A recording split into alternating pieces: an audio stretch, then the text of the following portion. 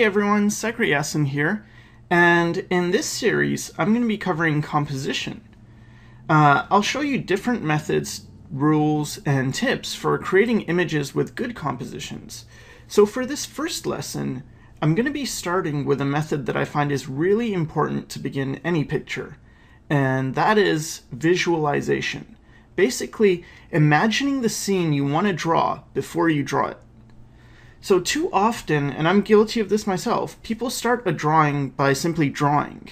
You'll just take your pencil and start scribbling around, or maybe you have a vague sense of what you want on the page. You think, I have this cool idea of this character, but it's a bit vague, and you try and solve everything in the drawing as you're drawing it.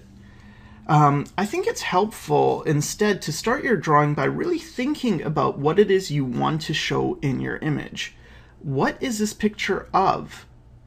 Close your eyes and imagine what you want to see in your mind. Think of it as if you're watching a movie. What's the scene? Where are you? What is the feeling you want to get across? Are you looking up or looking down? Is there a character in the scene?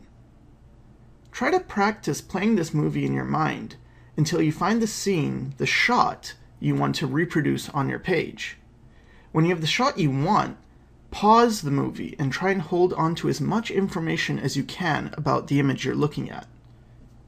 Then, when you open your eyes, stare at your page until you can start to see the scene in your mind on the page. If you start to lose the image, close your eyes again and try once more to visualize the image. Even if you can't visualize very well in the beginning, approaching your drawing by first thinking about it and trying to visualize it it's just a much better way to begin than just rushing to drawing without really knowing what you want to see on the page. So I think it's really important to visualize as much as you can, and think of things like movie scenes.